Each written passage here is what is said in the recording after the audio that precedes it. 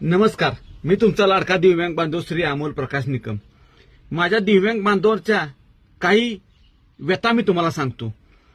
मित्रांनो, काही दिव्यांग बांधवांना चांगली गाणी ऐकायची तर ते कर्ण बधिर आहेत। काही दिव्यांग बांधवांना चांगलं बोलायचे, चांगली गाणी बोलायची तर ते मूकबधिर आहेत।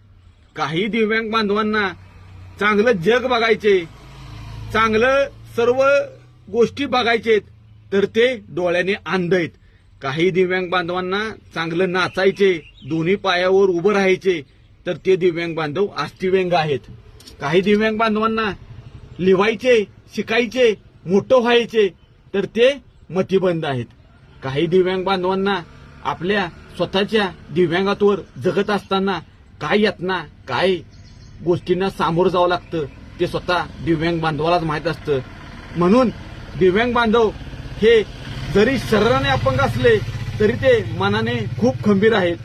माझ्या काही व्हिडिओ मागच्या व्हायरल झाल्या, त्यामागचा हेतू हाच होता की एखाद्या दिव्यांग बांधवाच्या चेहऱ्यावरचं हसू, त्याला मिळालेली प्रेरणा खरंच एक मोठी ऊर्जा त्या दिव्यांग बांधवावर व्हावी ही अपेक्षा होती। कारण दिव्यांग बांधव स्वतःचं आयुष्य कसं जगत असतो हे त्याच्या परिवारा इतकं कोणालाच माहित नसतं।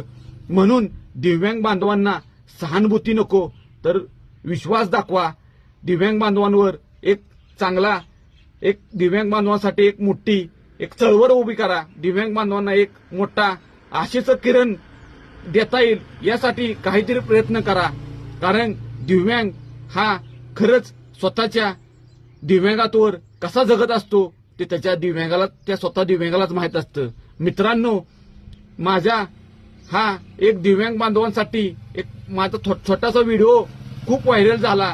यावर खूप दिव्यांग बांधवांनी मला प्रतिक्रिया दिली की खरंच अमोलदादा, तुमच्याकडे बघून आम्हाला एक नवीन प्रेरणा मिळते, नवीन एक ऊर्जा मिळते। खरंच दिव्यांग बांधवांच्या चेहऱ्यावरचं हसू हेच माझ्यासाठी खूप मोलाचं आहे।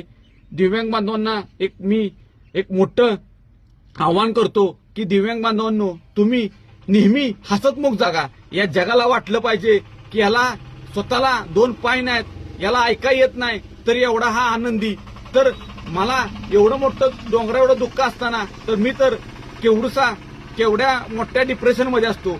माझा दिव्यांग बांधव खूप खूप आनंदी जगावा हीच अपेक्षा।